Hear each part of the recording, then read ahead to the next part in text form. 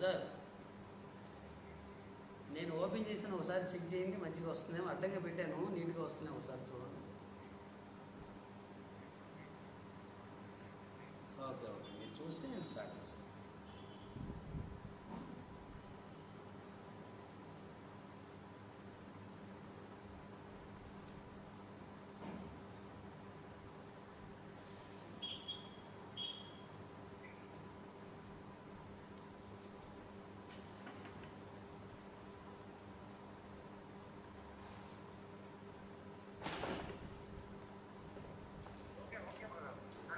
ఓకేనా, బాగుంది కదా?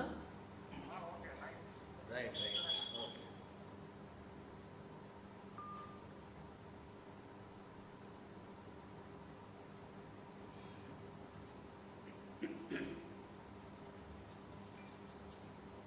ప్రభునందు ప్రియమైనటువంటి హిందూపూర్ క్రైస్తవులకు ప్రభు అయిన యేసుక్రీస్తు వారి శుభనామములో ఈ సాయంకాల సమయంలో అందరికీ శుభాలు, వందనాలు తెలియజేస్తున్నాను. అందరికీ వందనాలండి. ఈ సాయంత్ర సమయంలో కొద్ది నిమిషాలు మనము దేవుని స్తుతించి ఆరాధించి దేవుని యొక్క మాటలు కొద్ది నిమిషాలు ధ్యానం చేద్దాం. మొట్టమొదటిగా ప్రార్థన చేసుకుని ఈ కార్యక్రమాన్ని ప్రారంభం చేసుకుందాం. పరిశుద్ధుడైన తండ్రి, మహాగణుడైన దేవా, నీ గణనామములో కృతజ్ఞత స్తోత్రాలు వందనాలు చెల్లిస్తున్నాము తండ్రి. ఈ సాయంకాల సమయంలో నీ సన్నిధిలో చేరినటువంటి మమ్మల్ని జ్ఞాపకం చేసుకోండి నాయన. ఈ సాయంకాల సమయంలో ఈ స్తుతి ఆరాధన వాక్య పరిచర్యను మీరు దీవించండి.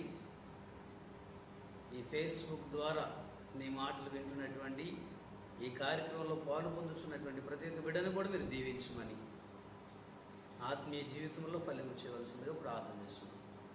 సహాయం చేయండి, మహిమ పొందండి. యేసు నామములో ఈ విన్నపములు వేడుకుంటున్నాం తండ్రి, ఆమేన్. ఆమేన్. మంచిది, ఒక స్తుతి గీతాన్ని పాడి ప్రభువుని మహిమపరుద్దాం. ప్రతివేకువ నీ ప్రస్తుతి పాడుచు చిన్ని చేకోరినై ఉన్నను చాలు, కొమ్మ కొమ్మన కమ్మని తావులో ఇరిసే పువ్వునై ఉన్నను చాలు అనేటువంటి పాటను పాడి ప్రభు నామాన్ని మహిమపరుద్దాం. ప్రతివేకువని ప్రస్తుతి పాడుచు చిన్ని చేకోరినై ఉన్నను చాలు, కొమ్మ కొమ్మన కమ్మని తావిలో, కొమ్మ కొమ్మన కమ్మని తావిలో విరిసే పూనై ఉన్నను చాలు, విరిసే పూనై ఉన్నను చాలు. ప్రభు యేసుని ప్రస్తుతి పాడెదా,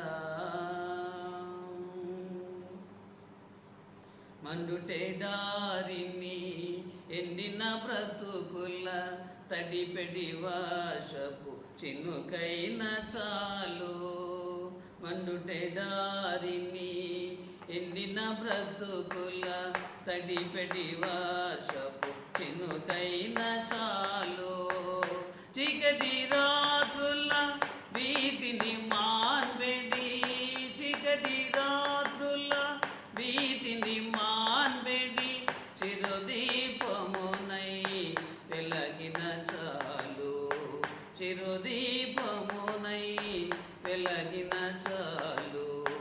ప్రభు యేసుని ప్రస్తుతి పాడెదా, ముక్తి పదంబున ఉదముగా నీ పద తోలిగా నిలచి యుల్లిన చాలు, ముక్తి పదంబున ఉదముగా నీ పద తోలిగా నిలచి యుల్లిన చాలు, శక్తితో నీయను రాతిని గెల్చెడి, శక్తితో నీయను రాతిని గెల్చెడి, భక్తి భావమై ప్రబలిన చాలు, భక్తి భావమై ప్రబలిన చాలు.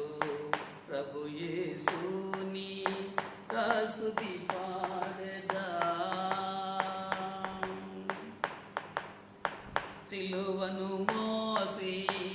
సొలసిన నీపై మలయ పవనమై మసలిన చాలు సిలువను మోసి సొలసిన నీపై మలయ పవనమై మసలిన చాలు మరణ విజయని మహిమను చాటు మరణ విజయని మహిమను చాటు ఉదయ రాగమై యున్నను చాలు ఉదయ రాగమై యున్నను చాలు ప్రభు యేసుని ప్రస్తుతి పాడెదా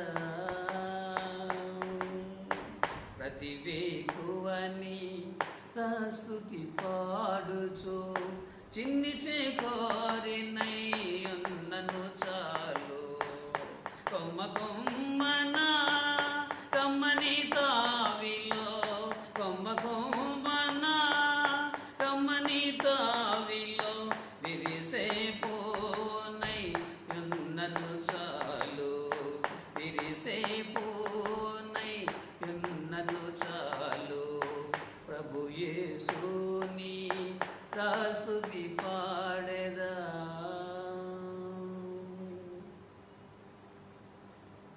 హల్లెలూయా. మరొక పాట పాడి దేవుని నామాన్ని స్తుతించి ఆరాధన చేద్దాం. ఆరాధన పాటగా మరొక పాట పాడదాం. దానికి ముందు కళ్ళు మూసుకుని మనందరం కూడా హృదయపూర్వకంగా దేవాది దేవుని స్తుతిద్దాం. 10 నిమిషాలు. స్తోత్రం. హల్లెలూయా హల్లెలూయా హల్లెలూయా హల్లెలూయా హల్లెలూయా. పరిశుద్ధుడా పరిశుద్ధుడా పరిశుద్ధుడా మహోన్నతుడా మహాగణుడా నిత్య నివాసైన దేవా సత్య స్వరూపుడైన తండ్రి సర్వాధికారము కలిగిన దేవా సర్వ సృష్టికర్తమైన తండ్రి మీకు వందనాలు నాయనా. జీవము కలిగిన యేసయ్యా మీకు స్తోత్రములు నాయనా. జీవాధిపతి అయిన దేవానికే వందనాలు నాయనా. సర్వలోక రక్షక మీకు స్తోత్రములు. సర్వలోక నాథుడా మీకు వందనములు తండ్రి. మృత్యుంజయుడైన దేవానికి స్తోత్రములు నాయనా. స్తోత్రములు తండ్రి. మమ్మల్ని రక్షించే నిమిత్తము పరలోకమును పరలోక మహిమను విడిచి ఈ లోకానికి దిగివచ్చిన దేవా మా కొరకు సిలువలో బలియాగమైన దేవా నీవు చేసిన బలియాగము ద్వారా మాకు రక్షణ అనుగ్రహించిన దేవానికి స్తోత్రములు తండ్రి. మీకు వందనములు వందనములు కృతజ్ఞతాస్తుతులు చెల్లిస్తున్నాము నాయన. దేవా మా జీవిత కాలమంతా కూడా ప్రభునైనా మిమ్మల్ని స్తుతించి ప్రభువా మహిమపరచుటకు సహాయం చేయండి ప్రభువా. యేసయ్యా మీకు వందనాలు. యేసయ్యా మీకు స్తోత్రాలు. అద్వితీయ దేవా మీకు వందనాలు. ఆశ్చర్యకరుడా నీకు స్తోత్రములు. జ్యోతిర్మయుడైన దేవానికి వందనములు తండ్రి. మృత్యుంజయుడైన దేవానికి స్తోత్రములు తండ్రి. ఆరాధ్య దైవానికి స్తోత్రములు నాయన. ఆది సంభూతుడైన దేవా నీకే కృతజ్ఞతా స్తోత్రములు వందనములు వందనములు చెల్లిస్తున్నాము తండ్రి. హల్లెలూయా హల్లెలూయా హల్లెలూయా హల్లెలూయా హల్లెలూయా. అన్ని వేళలందు మాకు ఆశ్రయ దుర్గము నీవే, మా ఆత్మకు అనుదిన జీవాహారము జీవజలము నీవే. అన్ని వేళలందు మాకు ఆశ్రయ దుర్గము నీవే, మా ఆత్మకు అనుదిన జీవాహారం జీవజలము నీవే. నీవు లేని జీవితం శూన్యం యేసయ్యా, నిన్ను కలిగిన జీవనం ధన్యం యేసయ్యా. నీవు లేని జీవితం శూన్యం యేసయ్యా, నిన్ను కలిగిన జీవనం ధన్యం యేసయ్యా. సర్వము నీవని సదయుడ నీవని సదతము నిన్నే సన్నుతించి అమరుడ నీవని ఆశత చేరి ఆత్మతో ఆరాధించెదను. సర్వము నీవని సదయుడ నీవని సదతము నిన్నే సన్నుతించి అమరుడ నీవని ఆశత చేరి ఆత్మతో ఆరాధించెదను. అన్ని వేళలందు మాకు ఆశ్రయ దుర్గము నీవే, మా ఆత్మకు అనుదిన జీవాహారం జీవజలము నీవే. మా దోషమునంతయు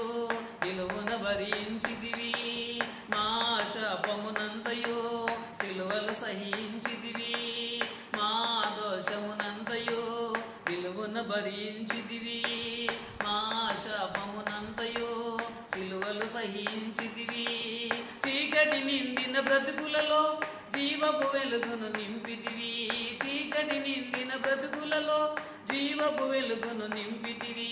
సజీవ సాక్షులుగా నీ పనికై ఎలా నిలిపితివి. సజీవ సాక్షులుగా నీ పనికై ఎలా నిలిపితివి. నీ ప్రేమే మధురం, నీ కృపయే నిరతం, నీ సిలువే శరణం. నీ ప్రేమే మధురం, నీ కృపయే నిరతం, నీ సిలువే శరణం. సర్వము నీవని సదయుడ నీవని సతతము నిన్నే సన్నదించి అమరుడ నీవని ఆశతో చేరి ఆత్మ ద్వారా నించెదమో. సర్వము నీవని సదయుడ నీవని సతతము నిన్నే సన్నదించి అమరుడ నీవని ఆశతో చేరి ఆత్మతో ఆరాధించెదమో. అన్ని వేళలందు మా ఆశ్రయ దుర్గము నీవే, మా ఆత్మకు అనుదిన జీవారం జీవజలము నీవే. రక్షణ భాగ్యమును నిత్యము నిలచే స్వాస్థ్యముగా సంరక్షించుకునే సహనము శాంతము మాకిమ్ము. రక్షణ భాగ్యమును నిత్యము నిలచే స్వాస్థ్యముగా సంరక్షించుకునే సహనము శాంతము మాకిమ్ము. విశ్వాస పరీక్షలన్నిటిలో విశిష్ట విజయము వరించగా, విశ్వాస పరీక్షలన్నిటిలో విశిష్ట విజయము వరించగా, పెరిగిన హృదయముతో నీ సన్నిధి చేరి వేడెదము. విరిగిన హృదయముతో నీ సన్నిధి చేరి వేడెదము. నీ ప్రేమే మధురం, నీ కృపయే నిరతం, నీ సిలువే శరణం. నీ ప్రేమే మధురం, నీ కృపయే నిరతం, నీ సిలువే శరణం. సర్వము నీవని సదయుడ నీవని సతతము నిన్నే సన్నదించి అమరుడ నీవని ఆశతో చేరి ఆత్మ ద్వారా పించెదము. సర్వము నీవని సదయుడ నీవని సతతము నిన్నే సన్నదించి అమరుడ నీవని ఆశతో చేరి ఆత్మ ద్వారా దించెదము. అన్ని వేళలందు మా ఆశ్రయ దుర్గము నీవే, మా ఆత్మకు అనుదిన జీవారం జీవజలము నీవే.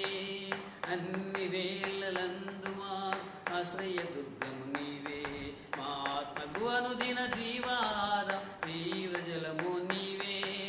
నీవు లేని జీవితం శూన్యం యేసయ్యా, నిన్ను కలిగిన జీవనం ధన్యం యేసయ్యా.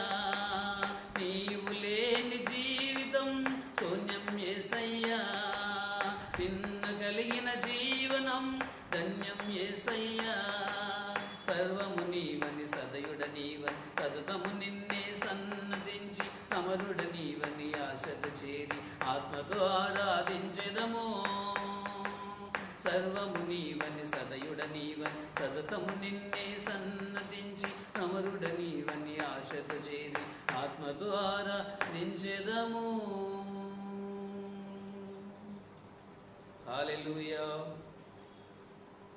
ప్రభువా, ఈ సాయంకాల సమయంలో కొద్ది నిమిషాలు పాటల ద్వారా మిమ్మల్ని స్తుతించడానికి ఆరాధించడానికి కృప చూపించిన దేవానికి స్తోత్రాలు. ఈ సాయంకాల సమయంలో కొద్ది నిమిషాలు నీ మాటలు ధ్యానిస్తుండగా సహాయం చేయండి. నిదాసుని బలపరచండి, మీ పరిశుద్ధాత్మ అభిషేకంలో నింపండి. వింటున్నటువంటి వారికి దీవెనకరంగా చేయండి. మహిమ ఘనత ప్రభావములు మీ నామమునికి ఆరోపించుకోవాల్సింది. ఈ కార్యక్రమాన్ని నిర్వహిస్తున్నటువంటి సహోదరుడు విక్టర్ గారిని మీరు దీవించండి, నీ కృపలు ఆశీర్వదించండి, సహాయం చేయండి. యేసు నామములో ఈ విన్నపములు వేడుకుంటున్నాం తండ్రి, ఆమేన్, ఆమేన్. మంచిది.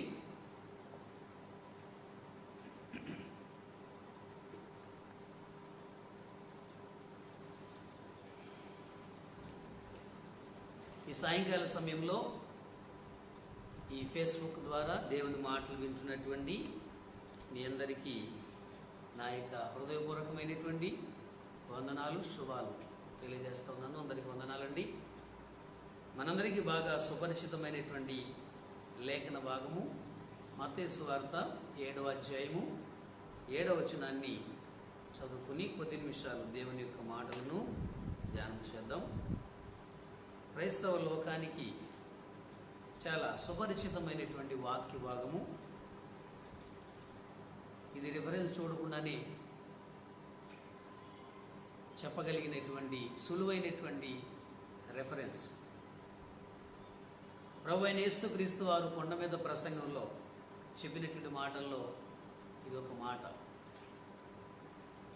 మత్తయి సువార్త 7వ అధ్యాయము 7వ వచనాన్ని చదువుతున్నాను. అడుగుడి మీకు ఇయ్యబడును, వెదకుడి మీకు దొరుకును, తట్టుడి మీకు తీయబడును. అడుగు ప్రతివాడును పొందును, వెదకువానికి దొరుకును, తట్టువానికి తీయబడును. ప్రభువైన యేసుక్రీస్తు వారు ఓ కొండ మీద తనకిష్టులైనటువంటి శిష్యులైనటువంటి వారిని పిలిచి అక్కడ ఉన్నటువంటి జన సమూహాలందరికీ కూడా బోధించారు. చాలా విస్తారముగా ఆయన బోధించినట్లుగా చూస్తున్నాం. మత్తయి సువార్త 5, 6, 7 అధ్యాయం ఆయన చేసినటువంటి కొండ మీద ప్రసంగముగా పేరుగాంచినట్లుగా మనము ఎరుగుదు. ఈ కొండ మీద ప్రసంగములో యేసుక్రీస్తు వారు చెప్పినటువంటి మాటలు చాలా ప్రభావవంతమైనటువంటి మాటలు. ఈ మాటలు అనేక మంది జీవితాలని చాలా ప్రభావితం చేసినాయి. మన జాతిపిత మహాత్మా గాంధీ గారు కూడా యేసుక్రీస్తు వారి యొక్క కొండ మీద ప్రసంగాన్ని గురించి ఆయన ఈ విధంగా వ్యాఖ్యానం చేశారు. కొండ మీద ప్రసంగములోని మాటలు నా హృదయంలోంచి దూసుకుని వెళ్ళిపోయినవి అని చెప్పినట్లుగా మనకు కూడా ఆ విషయం బాగా తెలుసు. ఈ మాటల్లోని ఒక మాటను మనము ఈ సాయంకాల సమయంలో కొద్ది నిమిషాలు ధ్యానం చేద్దాం. ఇక్కడ 3 మాటలు మనం చూస్తాం. అడుగుడి, వెదకుడి, తట్టుడి.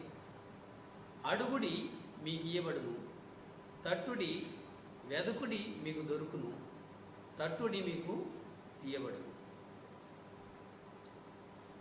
ఈ అడుగుట అనేటువంటిది విశ్వాసానికి సాదృశ్యంగా కనబడుతుంది. ఈ వెదకటం అనేటువంటిది పట్టుదలకు సాదృశ్యంగా కనబడుతుంది. తట్టడం అనేటువంటిది నిరీక్షణకు సాదృశ్యంగా కనబడుతుంది. ప్రార్థన చేయాలి అనడానికి యేసుక్రీస్తు వారు ఈ 3 మాటలు వాడాడు. అడగండి, వెదకండి, తట్టండి. అడుగువానికి ఇయ్యబడుతుంది, వెదకువానికి దొరుకుతుంది, తట్టువానికి తీయబడుతుంది అని ప్రభువైన యేసుక్రీస్తు వారు చెప్పడం జరిగింది. అడగటము, వెదకటము, తట్టడము ఈ 3 కూడా ప్రార్థన చేయడం గురించే ప్రభువైన యేసుక్రీస్తు వారు చెప్పినట్లుగా మనం గ్రహించాలి. ఆయన అడగమంటున్నాడు. మనం ఏమి అడగాలి, ఏ ఏ విషయాలు అడగాలి అనేటువంటి విషయాన్ని మనము గమనించవలసినటువంటి అవసరం ఉంది. ఈ అడగడం గురించి యోహాను సువార్తలో కూడా కొన్ని మాటలు మనము పరిశీలన చేస్తే, యోహాను సువార్త 14వ అధ్యాయం 13, 14 వచనాలు ఒకసారి మనం చూసినట్లయితే, మీరు నా నామమున దేనిని అడుగుదురో తండ్రి కుమారుని యందు మహిమ పరచబడుటకై దానిని చేతును.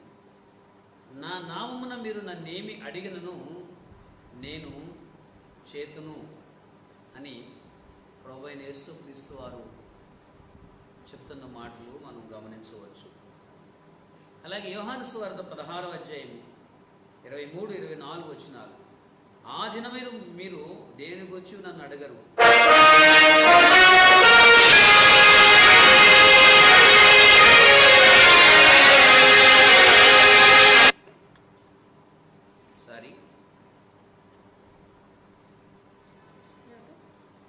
తండ్రి నా నామమున మీరు తండ్రిని నా పేరిట ఏమి అడిగినను ఆయన మీకు అనుగ్రహించునని మీతో నిశ్చయముగా చెప్పుచున్నాను.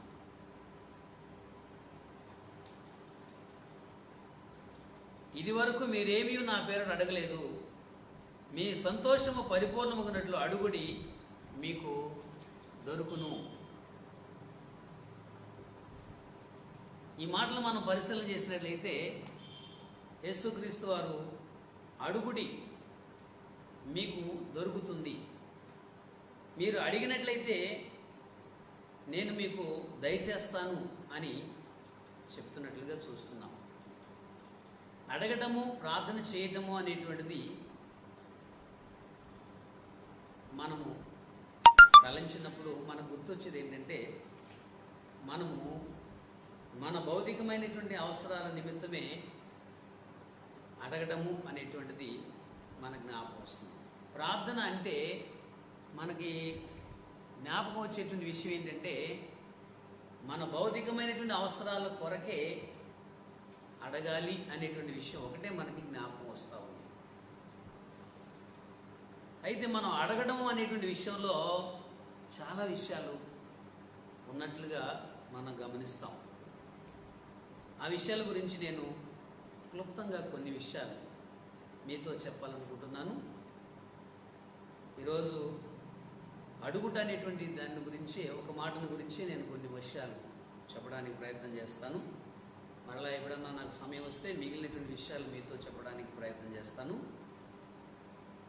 మనము దేవుని సన్నిధిలో ప్రార్థించవలసినటువంటి ప్రాముఖ్యమైనటువంటి విషయాలు ఏమిటి, దేవుని అడగవలసినటువంటి ప్రాముఖ్యమైనటువంటి సంగతులు ఏమిటి అనే విషయాన్ని మనం ఆలోచన చేసినట్లయితే, మొట్టమొదటిగా మనము దేవుణ్ణి అడగవలసిన విషయం ఏంటంటే, ప్రార్థన నేర్పుము అని మనము దేవుణ్ణి అడగాలి.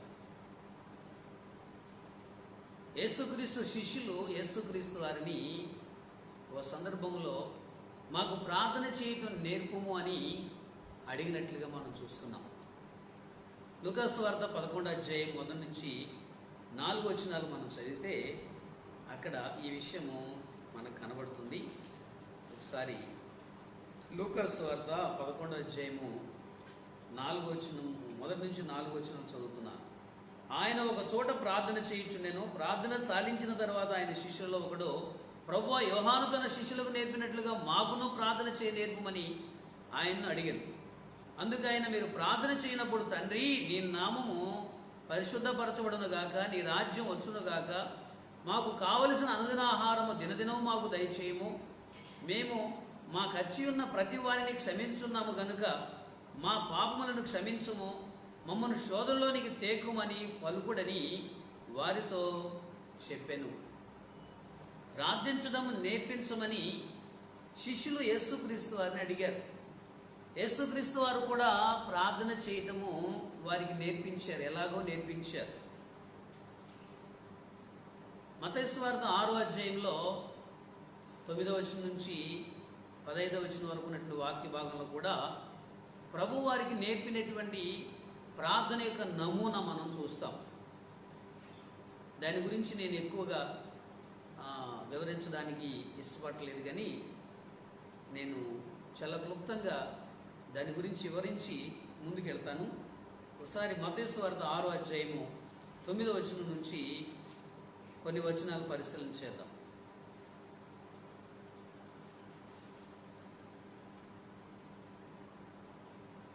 కాబట్టి మీరు ఎలాగూ ప్రార్థన చేయుడి.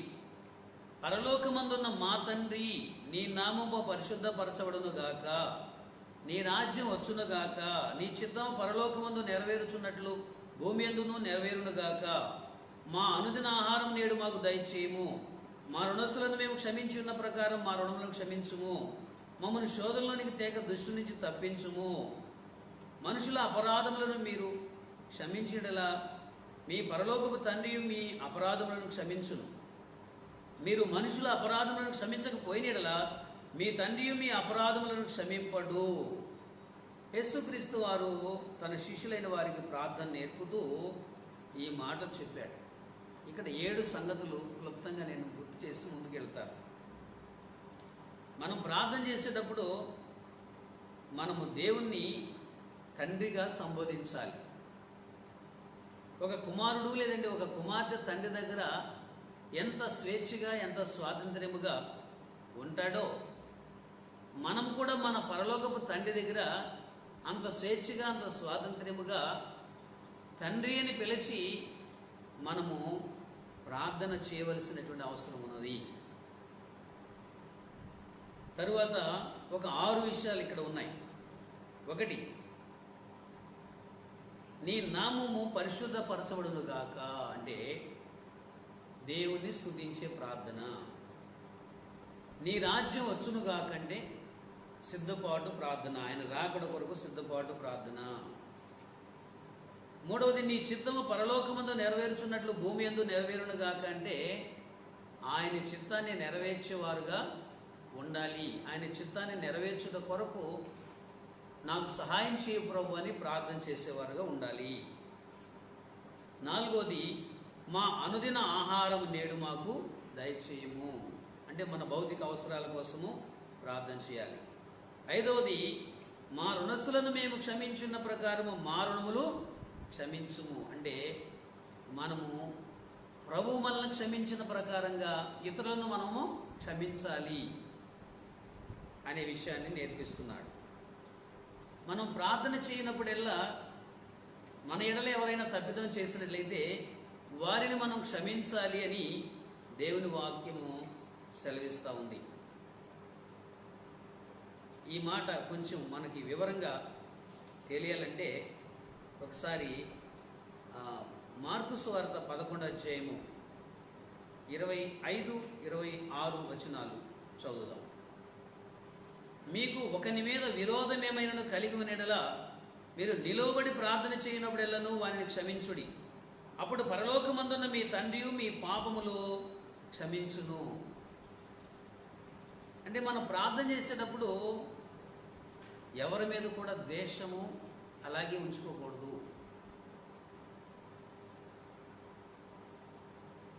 మన ఎడల ఎవరైనా విరోధంగా వ్యవహరించినట్లయితే మనకు ఎవరి మీదైనా సరే విరోధ భావం ఉన్నట్లయితే ఆ విరోధ భావాన్ని మనసులో అలాగే పెట్టుకుని మనం ప్రార్థన చేసినట్లయితే ఆ ప్రార్థన దేవుడు వినడు, ఆలకించడు.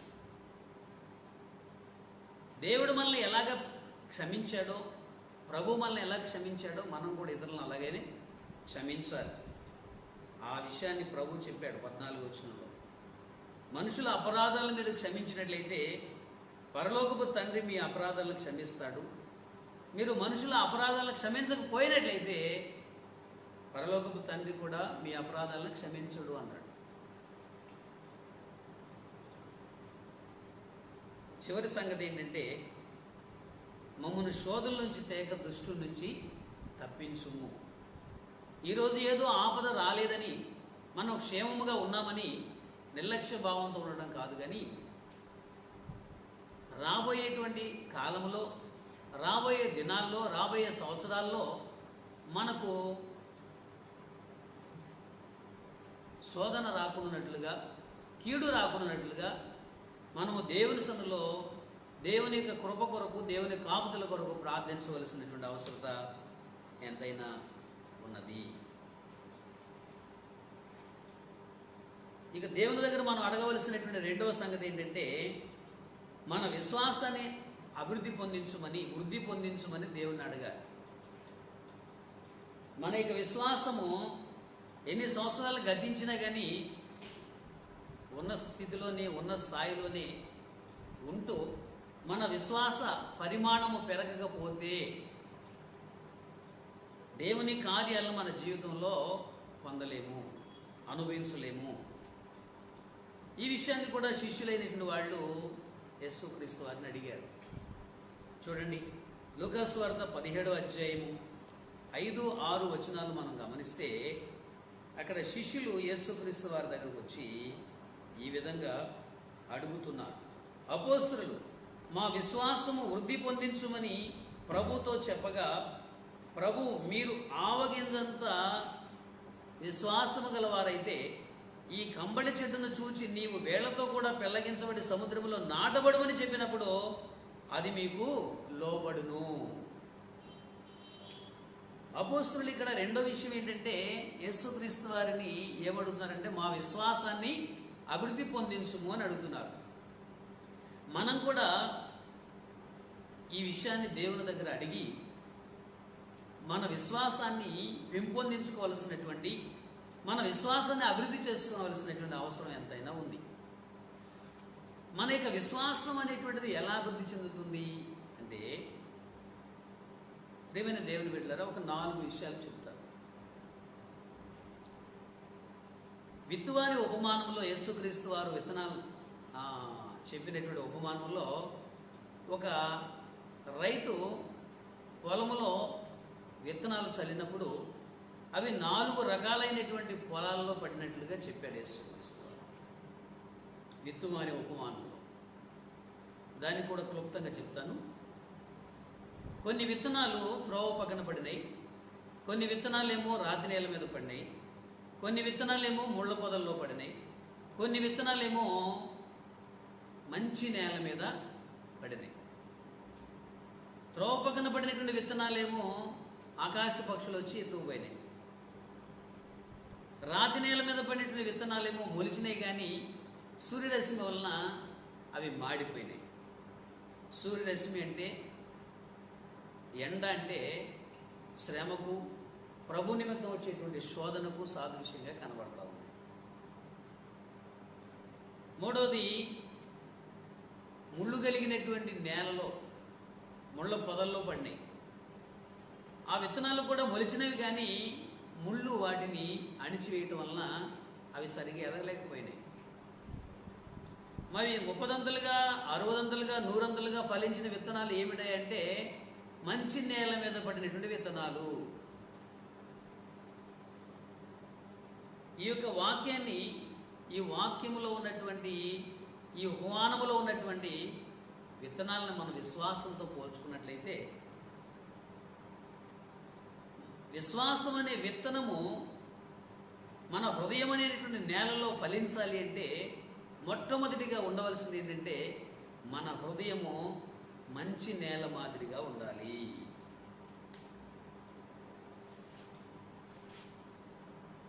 ఆ విత్తువారి ఉపమానంలో యేసుక్రీస్తు వారు చివరిలో చెప్పినటువంటి మాటలు చాలా ఆసక్తికరమైన మాటలు. లూకాసు వార్త 8వ అధ్యాయంలో 15వ వచనంలో ఉన్నటువంటి మాటని సమయంలో మీకు జ్ఞాపకం చేస్తారు. మంచి నేల నుండి విత్తనమును పోలిన వారెవరనగా యోగ్యమైన మంచి మనసుతో వాక్యమును విని దానిని అవలంబించి ఓపికతో ఫలించువారు. మంచి నేల నుండి విత్తనమును పోలిన వారు ఎవరై అంటే యోగ్యమైన మంచి మనసుతో వాక్యమును విని దానిని అవలంబించి ఓపికతో ఫలించేటువంటి వారు. ఈ విశ్వాసపు విత్తనం అనేటువంటిది నీ హృదయం అనే నేలలో ఫలించాలి అంటే నీ హృదయం ఎలా ఉండాలంటే దేవుని వాక్యాన్ని స్వీకరించేటువంటి, దేవుని వాక్యము ఫలించడానికి అదునైనటువంటి, అనుకూలమైనటువంటి ఒక మంచి నేలలాగా ఉండాలి. రైతు విత్తనం వేసేటప్పుడు ఎప్పుడు కూడా ఆ భూమి ఎలాగుందో పరీక్ష చేస్తాడు, లేదంటే పరీక్ష చేయిస్తాడు. ఆ భూసారము ఎంత ఉన్నది, ఆ భూమి యొక్క స్వభావం ఏమిటి, ఈ భూమిలో విత్తనం వేస్తే ఫలిస్తుందా లేదా, పంట వేస్తే ఫలిస్తుందా లేదా అని మొట్టమొదటిగా ఏం చేస్తాడంటే రైతు ఆ భూమిని పరీక్ష చేస్తాడు. ఒకవేళ భూమిలో సారము తక్కువగా ఉంటే దానికి సత్తు వేస్తాడు,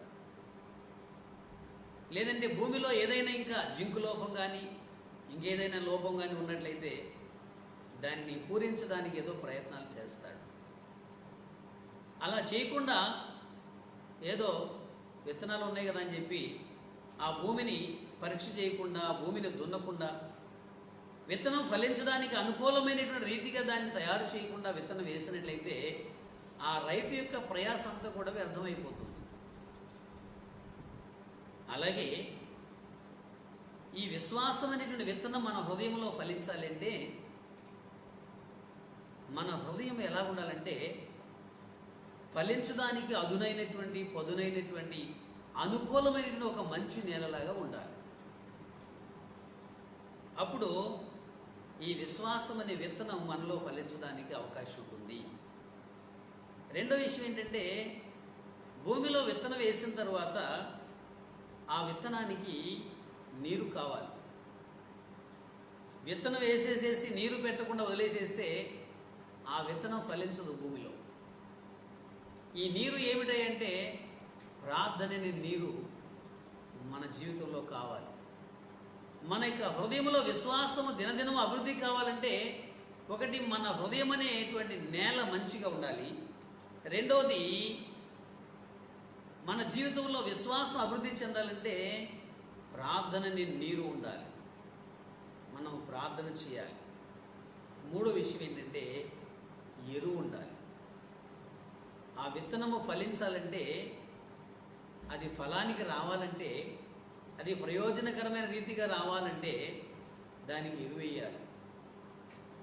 రైతు చేనుని బాగా సేద్యపరిచాడు, విత్తనం విత్తాడు, నీళ్లు చల్లాడు, నీళ్లు పోసాడు, నీళ్లు పెట్టాడు, అంతా బాగానే ఉంది. కానీ అది సరిగా రావడం లేదు. అందువల్ల ఏం చేస్తాడంటే రైతు, దీనికి సారము కొంచెం తక్కువగా ఉంది కాబట్టి ఎరువేద్దామని చెప్పి తీసుకొచ్చి ఎరువేస్తాడు. అదే సహసిద్ధమైన ఎరువు కావచ్చు, లేదంటే ఫర్టిలైజర్స్ కావచ్చు. ఎరువేసినప్పుడు ఆ పంట మంచిగా రావడానికి అవకాశం ఉంది.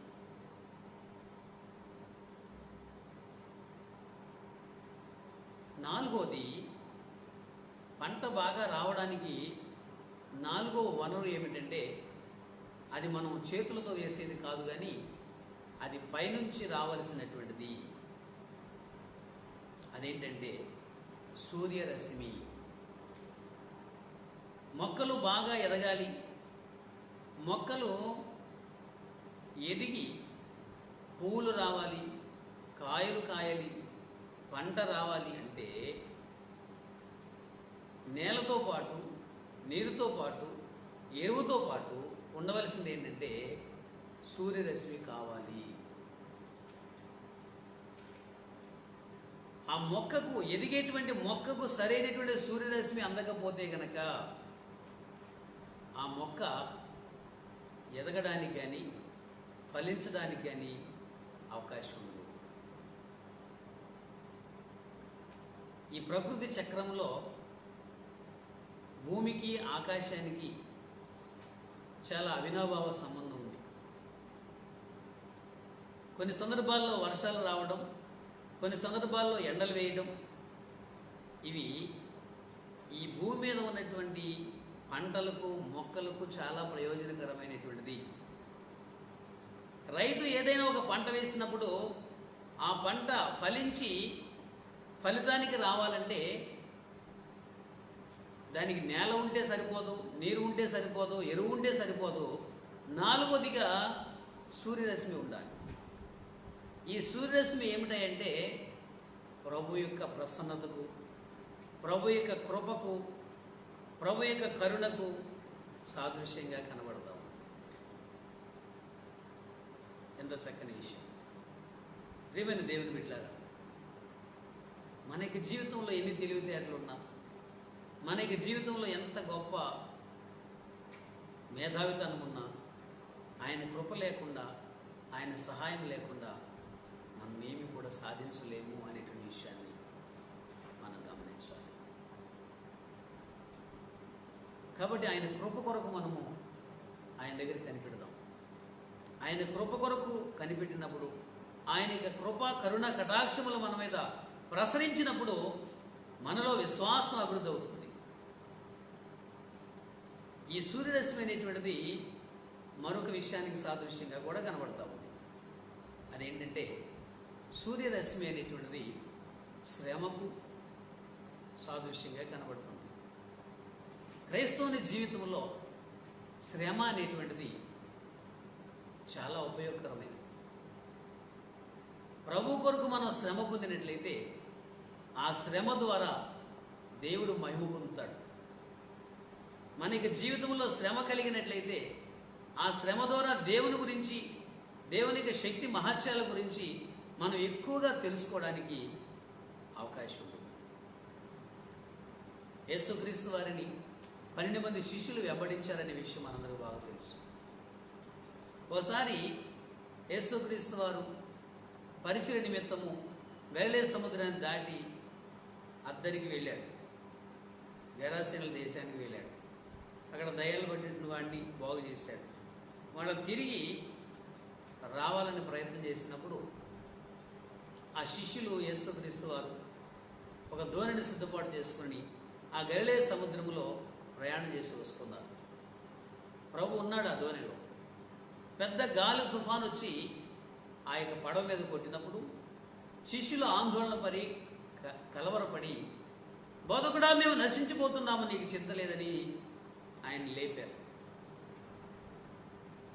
అప్పుడు యేసయ్య లేచి, అల్ప విశ్వాసులారా ఎందుకు సందేహపడుతున్నారు అని వారిని మందలించి, ఆ తర్వాత ఆ గాలిని సముద్రమును గద్దించినప్పుడు అవి నిమ్మళమైపోయినట్లుగా చూస్తున్నాం. ఆ యొక్క సంఘటన యొక్క చివరి భాగంలో ఒక మాట ఉంటుంది. దానికోసం ఇదంతా కూడా చెప్పాను నేను. మార్కు సువార్త 4వ అధ్యాయంలో ఉన్నటువంటి మాటను చదువుతాను. మార్కు సువార్త 4వ అధ్యాయము 39, 40, 41 వచ్చినారు. అందుకైన లేచి గాలిని గద్దించి నిశ్శబ్దమై ఊరకుండమని సముద్రముతో చెప్పగా గాలి అణిగి మిక్కిలి నిమ్మడమాయను. అప్పుడైన మీరెందుకు భయపడుచున్నారు, మీరింకన్నా నమ్మిక లేక ఉన్నారని వారితో చెప్పాను. వారు మిక్కిలి భయపడి, ఈయన ఎవరో, గాలియు సముద్రమును ఈయనకు లోబడుచున్నవని ఒకనితో ఒకడు చెప్పుకొనిరి. ఎంత గొప్ప విషయం! ఆ శ్రమ రాబట్టి ఆ సమయంలో యేసుక్రీస్తు వారు అక్కడ ప్రకృతిని సైతము శాసించి నిమ్మలింప చేయడాన్ని బట్టి ఆయన శక్తి ఏమిటో, ఆయన యొక్క మహత్యం ఏమిటో వాళ్ళు గ్రహించగలిగారు. దేవుని యొక్క శక్తిని, దేవుని యొక్క మహత్యాన్ని మన జీవితాల్లో మరింతగా తెలుసుకోవడానికి శ్రమలు మన జీవితంలో ఉపయోగపడతాయి. తద్వారా మన యొక్క హృదయంలో విశ్వాసం పెరుగుతుంది.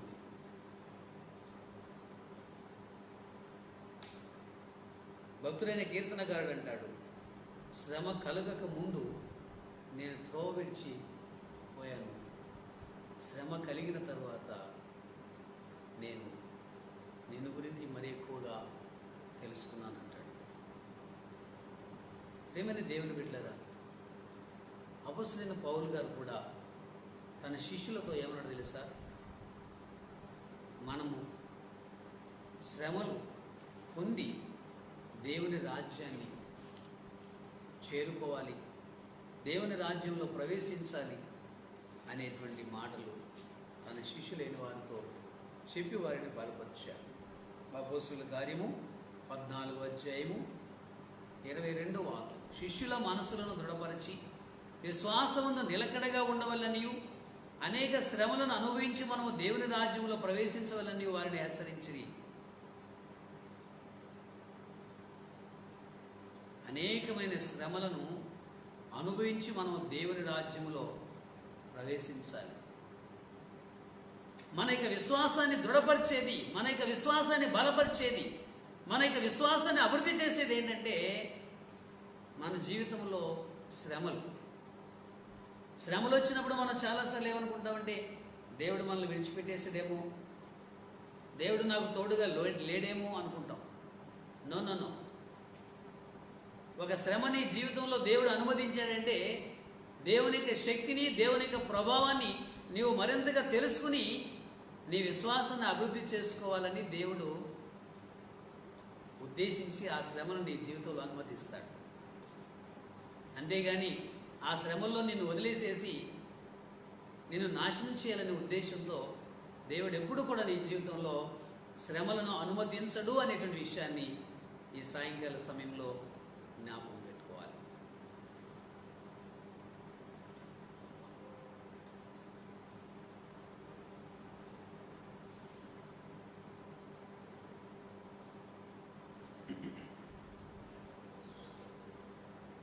యేసుక్రీస్తు వారికి ఆయన శిష్యులకి ఉన్నటువంటి సంబంధం చాలా గొప్పదండి. ప్రతి విషయాన్ని కూడా వాళ్ళు తెలుసుకోవడానికి, ప్రతి విషయంలో కూడా వాళ్ళు అభివృద్ధి చెందడానికి యేసుక్రీస్తు వారి దగ్గర కొన్ని ప్రశ్నలు అడిగేవాడు. ఆ ప్రశ్నల ద్వారా వాళ్ళ యొక్క సందేహాలన్నీ కూడా నివృత్తి చేసుకునేవాడు.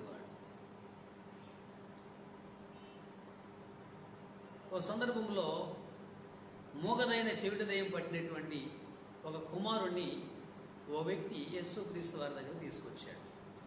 ఆ సమయంలో యేసుక్రీస్తు వారు కొండ మీద ప్రార్థన చేస్తున్నారు. కింద శిష్యులు ఉన్నారు.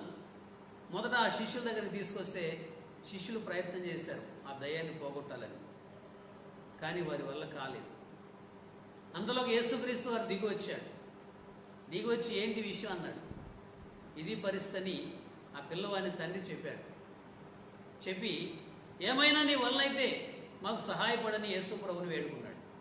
అప్పుడు యేసుప్రభు ఏమన్నాడు, నమ్ముడు నీ వల్ల అయితే నమ్మువానికి సమస్తం సాధ్యమేనని చెప్పి ఆ పిల్లవానిలో ఉన్నటువంటి ఆ మోగదైన చెవిటి దయ్యాన్ని గద్దించాడు.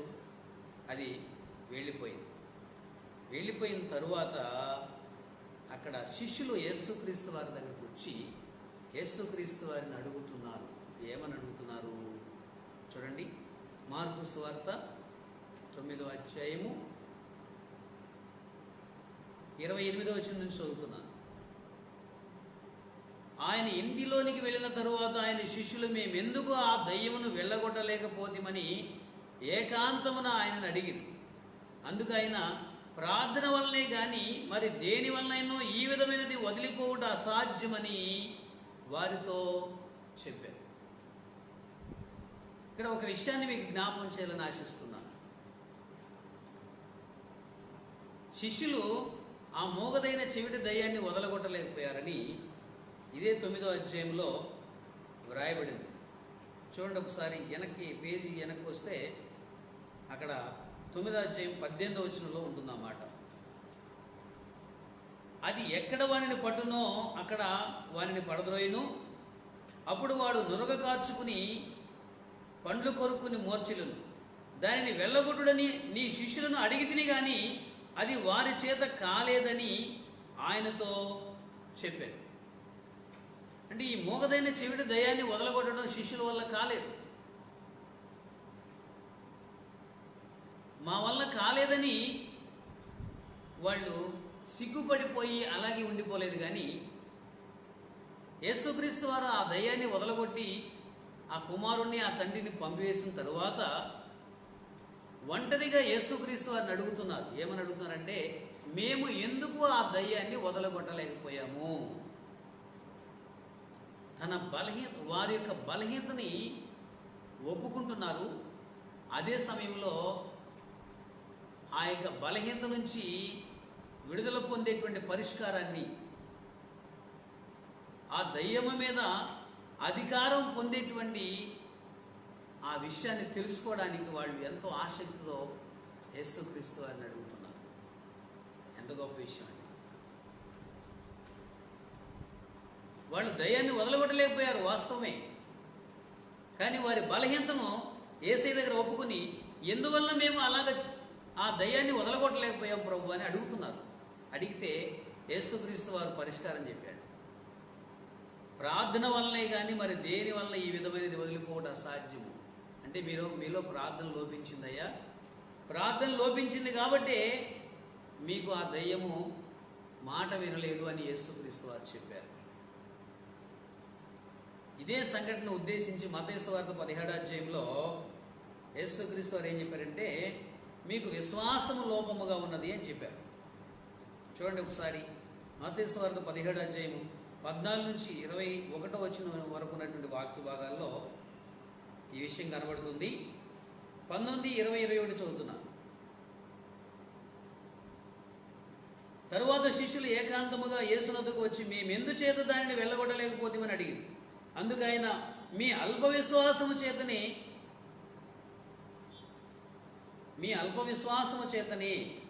మీకు ఆవగింజంత విశ్వాసం నీళ్ళ ఈ కొండను చూసి ఇక్కడి నుంచి అక్కడికి పొమ్మనగానే అది పోవును, మీకు అసాధ్యమైనది ఏది కూడా ఉండదు.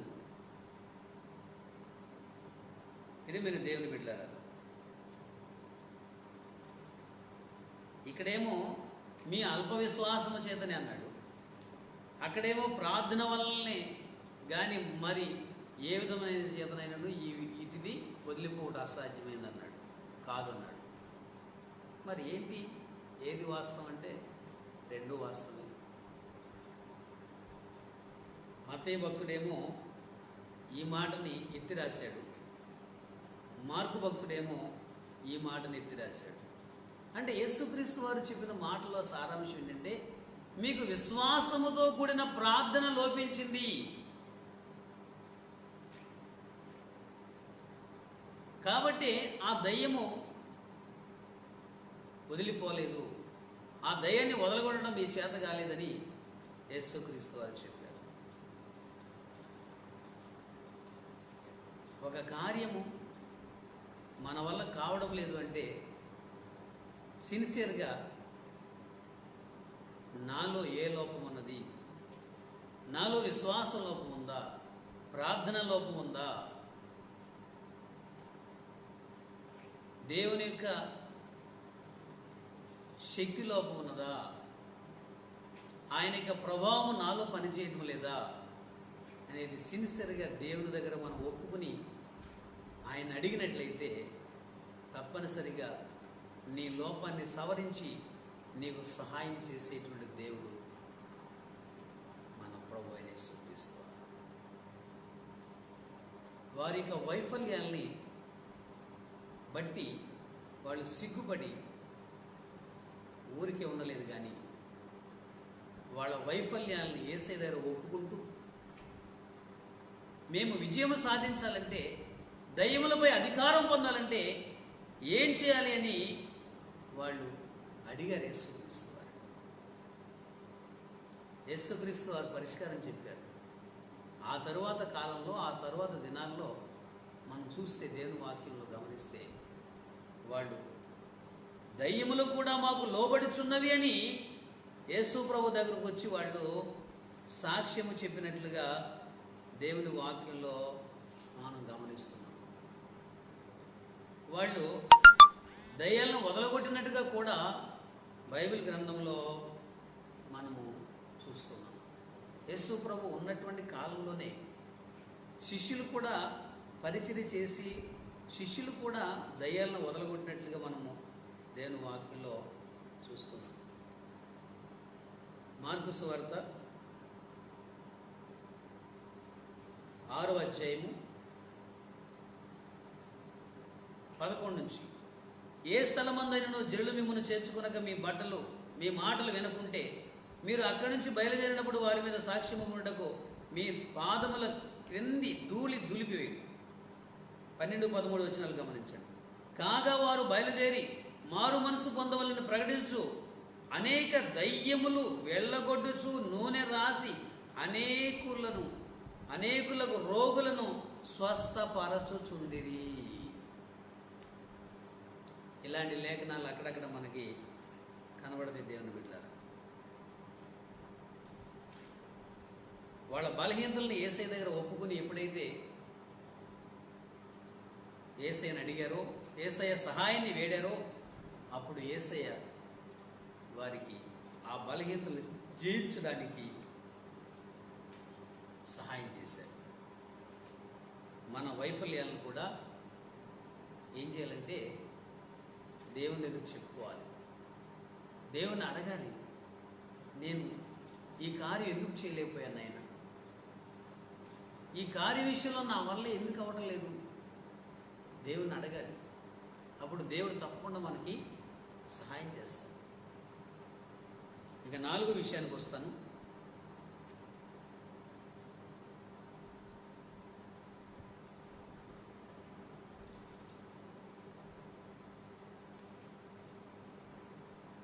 లూకా సువార్త 18వ అధ్యాయము 35 నుంచి 43 వచనాల వరకు ఉన్నటువంటి వాక్య భాగంలో ఒక సంఘటన మనకు కనబడుతుంది.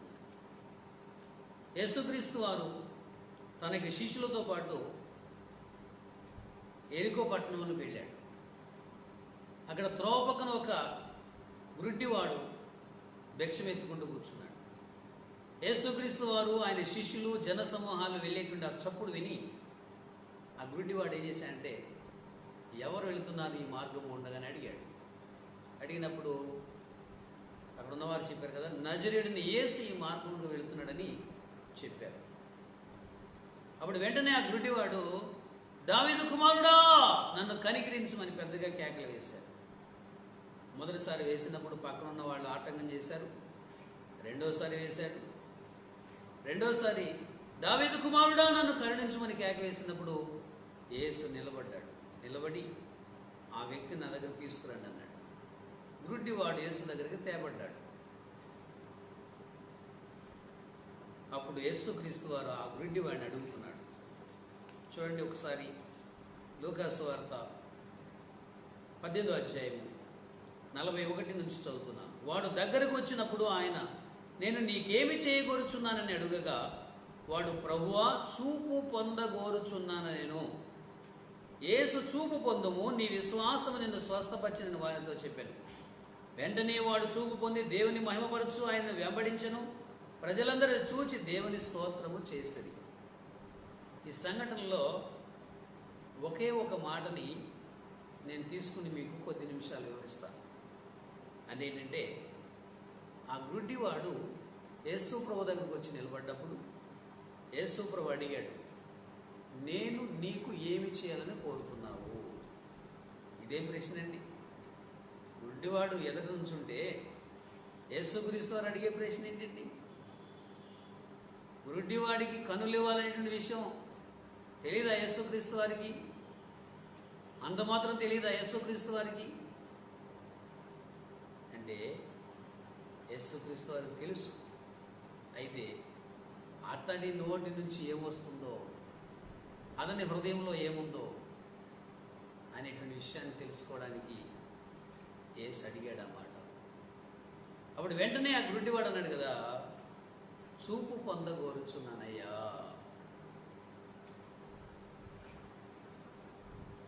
చూపు పొందగోరుచున్నానయ్యా అంటే, నాకు దృష్టిని ప్రసాదించు ప్రభువా అని అడిగాడు. ప్రియమైన దేవుని బిడ్డలారా, ఇక్కడ చాలా ప్రాముఖ్యమైన విషయం ఉంది, మనం గమనించాలి. మనం అడగవలసినటువంటి సంగతుల్లో అతి ప్రాముఖ్యమైన సంగతి ఏంటంటే, నాకు దృష్టిని ప్రసాదించు ప్రభు అని అడగాలి. అదేంటండి? అంత మాట అనేసేసారు. మాకు కన్నులు చాలా బాగా తేటగా కనబడుతున్నాయి, కొద్ది గొప్ప చెత్తవారు వచ్చినా కానీ మీకులాగా కలజోడు పెట్టుకున్నాం మేము కూడా. మాకు కళ్ళు బాగానే కనబడుతున్నాయి, ఇదేంటండి ఇట్లాగానే వేశారు మీరు అని మీరు అన్నట్లయితే, మీరు భౌతికంగా చూస్తున్నారు, మంచిదే. కానీ మీరు, నేను చూడవలసినటువంటి నేత్రాలు, మరొక నేత్రాలు ఉన్నాయి. అవి ఆత్మీయ నేత్రాలు, ఆత్మ సంబంధమైన నేత్రాలు. ఈ గుడ్డివాడు తనకు కావలసిన దానిని చాలా ఖచ్చితంగా అడిగాడు. తనకు ఏది అవసరమో దాన్నే అడిగాడు. ఈ గుడ్డివాడు, నాకు కళ్ళు లేకపోయినా పర్లేదులే, నాకు 10 కోట్లు ఇవ్వమని అడగలేదు. నాకు కళ్ళు లేకపోయినా పర్లేదులే, ఒక 7 అంతస్తులు మేడ కావాలని అడగలేదు. నాకు కళ్ళు లేకపోయినా పర్లేదులే, ఒక 7 మంది భార్యలు ఇవ్వమని అడగలేదు. గమనించండి, అతనికి కావలసినది అడిగాడు. ఏమిటంటే, దృష్టి పొందగోరుచున్నాను, చూపు పొందగోరుచున్నాను, దృష్టి దయచేయి ప్రభువా అడిగాడు. ఎంత గొప్ప మనవి! వెంటనే యేసుక్రీస్తు వారు, చూపు పొందుము, నీ విశ్వాసము నేను స్వస్థపరిచాను అనగానే వెంటనే వానికి చూపు వచ్చేసింది. దేవునికి మహిమ కలుగునుగాక. మనం కూడా ఈ రోజున అడగవలసింది ఏంటంటే, ప్రసాదించు ప్రభువా. మనకు కావలసిన దృష్టి ఏంటి? ఆత్మ సంబంధమైన దృష్టి. దానికోసం ప్రభుని అడగాలి. దీనిలో కొన్ని విషయాలు చూపిస్తాను. 119వ కీర్తన 18వ చరణంలో మనం చూసినట్లయితే అక్కడ ఒక మాట కనబడుతుంది. నీ ధర్మశాస్త్రములో ఉన్నటువంటి ఆశ్చర్యకరమైన సంగతులను చూచున్నట్లు నా కన్నులు తెరువు ప్రభు అని అక్కడ భక్తుడు ప్రార్థన చేస్తూ ఉన్నాడు. నేను నీ ధర్మశాస్త్రం నందు ఆశ్చర్యకరమైన సంగతులను చూచున్నట్లు నా కన్నులు తెరువు. దేవుని వాక్యాన్ని ఏదో లాటరీ తీసినట్లుగా బైబిల్లో ఒక పేజీని తీసి ఏదో 2 మాటలు చదివేసేసి వెళ్ళిపోవడం కాదని, దేవుని వాక్యాన్ని చదివేటప్పుడు ఆ దేవుని వాక్యములో ఆత్మీయ సంగతులను అర్థం చేసుకోవడానికి తగిన జ్ఞానాన్ని దయచేయి ప్రభువా. దేవుని వాక్యములో మర్మాలను గ్రహించడానికి కావలసినటువంటి ఆత్మీయ నేత్రాలు, ఆత్మీయ దృష్టిని నాకు దయచేయి ప్రభు అని నువ్వు ప్రార్థన చేసి ప్రార్థనాపూర్వకంగా వాక్యాన్ని ధ్యానించాలి. అప్పుడే వాక్యములో ఉన్నటువంటి ఆశ్చర్యకరమైనటువంటి సంగతులు చూడడానికి, గ్రహించడానికి దేవుడు నీ కన్నులు తెరిచేటువంటి దేవుడై ఉన్నాడు. ఇంకా దేనికోసం మనం అడగాలి? దృష్టిని ప్రసాదించు అనేటువంటి విషయంలో మరొక విషయం ఏంటంటే, మన చుట్టూ ఉన్నటువంటి దేవుని యొక్క కాపుదలను, దేవుని సంరక్షణను చూచేటువంటి కన్నులు నాకు దయచేయ ప్రభు అని అడగాలి. ఈ విషయాన్ని వివరించడానికి మరొక లేఖన భాగాన్ని మీకు చూపిస్తాను. 2వ రాజుల గ్రంథము 6వ అధ్యాయంలోనికి రండి ఒకసారి. 2వ రాజుల గ్రంథము 6వ అధ్యాయంలోనికి మీరు వచ్చినట్లయితే అక్కడ సిరియా రాజు ఇజ్రాయెల్ రాజు మీద యుద్ధం చేసి అతని రాజ్యాన్ని జయించడానికి ప్రయత్నాలు చేస్తున్నాడు. ఆ సమయంలో ప్రవక్త అయినటువంటి ఎలీషా ఆ సిరియా రాజు పన్నేటువంటి పన్నాగాలన్నిటినీ కూడా ఆత్మలో గ్రహించి ఇజ్రాయెల్ రాజు చెప్తున్నాడు. కాబట్టి ఇజ్రాయెల్ రాజు జాగ్రత్త పడి ఆ సిరియా రాజు చేతిలో పడకుండా జాగ్రత్త పడుతున్నాడు. అప్పుడు సిరియా రాజుకి కలవరం అయిపోయింది. ఇదేంటి, మనము ఇజ్రాయెల్ రాజుతో యుద్ధం చేయాలని చెప్పి మాట్లాడుకున్న విషయాలు ఎలా తెలుస్తున్నాయి? అతడు చాలా జాగ్రత్త పడుతున్నాడు. మనలోనే ఎవరో విషయాన్ని ఆ ఇజ్రాయెల్ రాజుకు తెలియజేస్తున్నారని సైనికుల మీద అనుమానపడ్డాడు. అప్పుడు సైనికుల్లో ఒక వ్యక్తి అన్నాడు కదా, అలా కాదు నాయన, మనలో ఎవ్వరు కూడా ఈ విషయాలు ఇజ్రాయెల్ రాజుకు తెలియజేయట్లేదు. వాళ్ళ దేశంలో ఒక ప్రవక్త ఉన్నాడు. ఆ ప్రవక్త మనం చేసేటువంటి ఆలోచనలు అన్నీ కూడా, మనం పన్నేటువంటి పన్నాగాలన్నిటినీ కూడా ఆ ఇజ్రాయెల్ రాజుకు తెలియజేస్తున్నాడు. కాబట్టి వాళ్ళు తప్పించుకున్నారు. ఆ ప్రవక్త పేరు ఎలీషా అని చెప్పాడు. అప్పుడు రాజుగారు అన్నాడు కదా, ముందు ఆ ప్రవక్తను పట్టురండి, వాడి సంగతి చూద్దాము. వాడి సంగతి చూస్తే ఆ తర్వాత ఇజ్రాయెల్ రాజు సంగతి చూడొచ్చు అని చెప్పి ప్రవక్తను పట్టు రావడానికని కొంతమంది సైనికులు పంపించారు. ప్రవక్త గారు దోతాన్ అనేటువంటి కొండ ప్రాంతంలో నివాసం చేస్తున్నాడు ఎలీషా గారు. ఈ సైనికులందరూ కూడా ఆ ఎలీషాకి ఇంటి చుట్టూ కూడా రథాలతోనూ గుర్రాలతోనూ మోహరించారు. ఎప్పుడు బయటకు వస్తాడా పట్టుకుని తీసుకెళ్దాం రాజుగారి దగ్గరికి. ఉదయమే ఎలీషా గారి కంటే ముందు ఆయన శిష్యుడు గెహజీ లేచాడు. లేచి గుడారం నుంచి బయటకు వచ్చి చూసేసరికి సిచ్యువేషన్ ఎలా ఉందంటే, ఆ యొక్క ఎలీషా చుట్టూ, ఇంటి చుట్టూ కూడా, ఆ పర్వతం చుట్టూ కూడా గుర్రాలు, రథాలు, సైనికులు ఆవరించి ఉన్నాయి. అప్పుడు గెహజీ ఉన్నాడు చూడండి, రెండవ రాజుల గ్రంథం 6వ అధ్యాయం 14 చదువుతున్నాను. కాబట్టి రాజు అతడికి గుర్రములను రథములను గొప్ప సైన్యమును పంపెను. వారు రాత్రి వేళ వచ్చి నలుదిశలను పట్టణము చుట్టుకునగా దైవజనుడైన అతని పనివాడు పెందలగడ లేచి బయటికి వచ్చినప్పుడు గుర్రములను రథములను గల సైన్యము పట్టణమును చుట్టుకుని ఉండడం కనబడెను.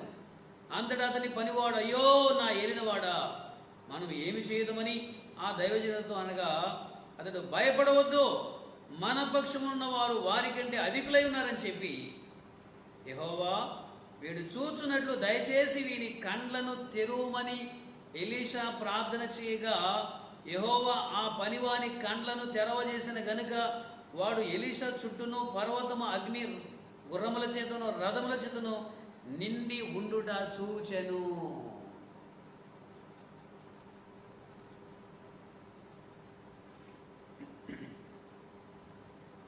ఎలీషా గారు గేహజీ కోసం ప్రార్థన చేశాడు. ఏమని ప్రార్థన చేశాడు? యెహోవా వీడు చూచున్నట్లు దయచేసి వీడి కండ్లను తెరువు అని ప్రార్థన చేశాడు. ఇదేంటండి?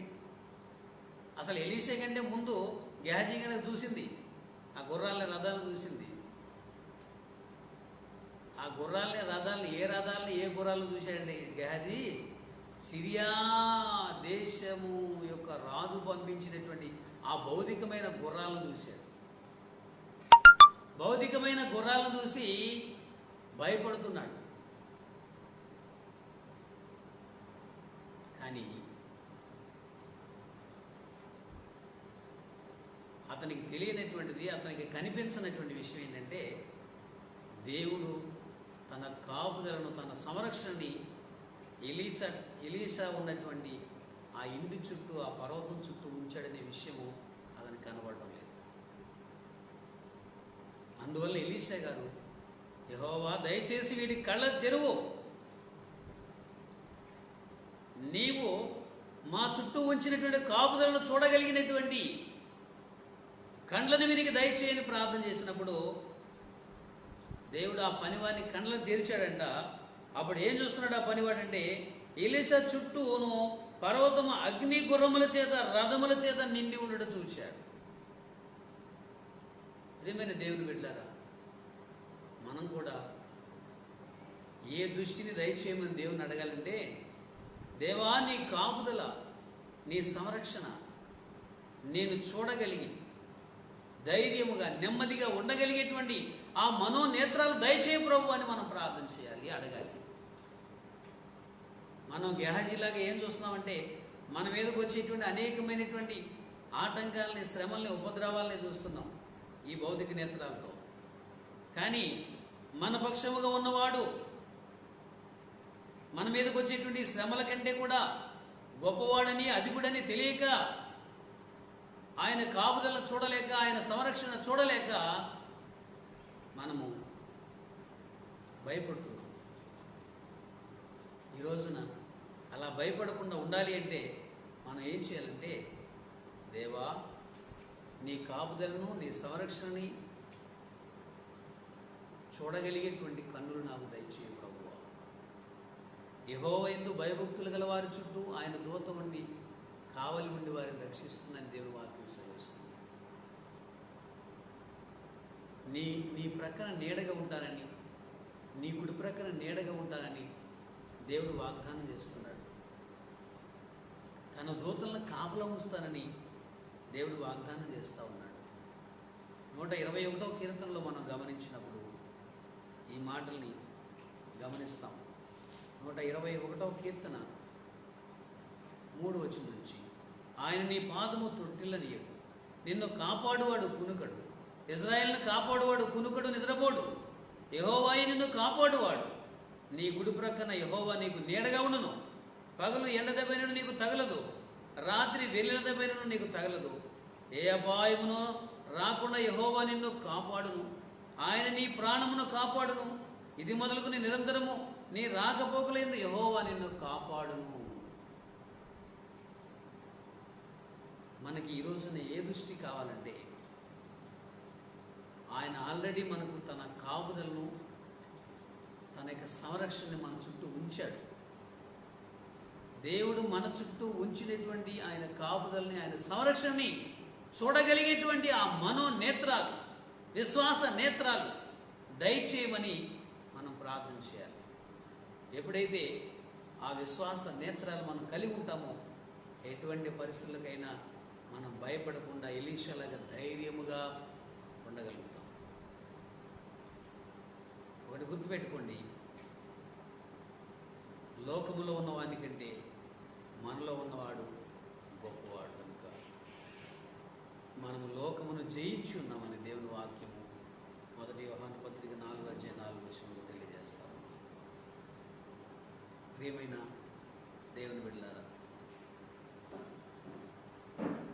ఈ విషయాలను అడుగుదాం.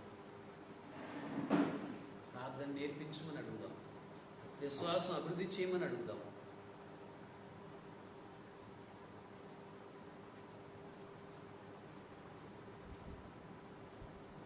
అలాగే మన బలహీనతల్ని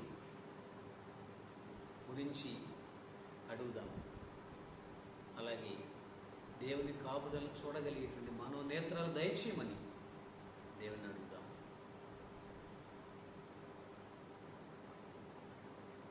అట్టి కృపను దేవుడు మనకు అనుగ్రహించి మన యొక్క విశ్వాసాన్ని, భక్తిని అభివృద్ధి చేయగాక. ఆమేన్. ప్రార్థన చేసుకుందాం. పరిశుద్ధుడైన తండ్రి, మహాగరుడైన దేవ, నీ ఘననామములో కృతజ్ఞత స్తోత్రాలు వందనాలు చెల్లిస్తున్నాం తండ్రి. ఈ సాయంకాల సమయంలో ఈ మాటలు ప్రకటించడానికి మీరు ఇచ్చిన అవకాశాన్ని బట్టి నీకు వందనాలు స్తోత్రాలు చెల్లిస్తున్నాం. దీవించి ఆశీర్వదించుకుని మేలుకొని విన్నటువంటి బిడ్డలందరికీ దీవెన చేయవచ్చున్నాం. యేసుక్రీస్తు వారి శుభనామంలో ఈ విన్నపములు వేడుకుంటున్నాము తండ్రి. ఆమేన్. మన తండ్రి అయిన దేవుని ప్రేమయు, కుమారుడైన యేసుక్రీస్తు కృపయు, పరిశుద్ధాత్మక అన్యోన్య సహవాసం, ఆదరణి కూడి ఉన్న మనకు సకల పరిస్థితులకును తోడై కాపాడును గాక. ఆమేన్. ఆమేన్. ప్రభునామములో అందరికీ వందనాలండి. ఈ యొక్క అడుగుడి, వెదగుడి, తట్టుడి అనేటువంటి ఈ 3 మాటల మీద నేను 3 ప్రసంగాలు చేసి యూట్యూబ్లో అప్లోడ్ చేశాను. నా యూట్యూబ్ ఛానల్ pastor.ks Rao అని మీరు కొడితే నా ఛానల్ ఓపెన్ అవుతుంది. ఈ యొక్క సందేశాన్ని ఇంకా వివరణాత్మకముగా మీరు వినాలనుకుంటే ఒక్కొక్క బిట్టు 16 నిమిషాల చొప్పున కొన్ని బిట్లు పెట్టాను.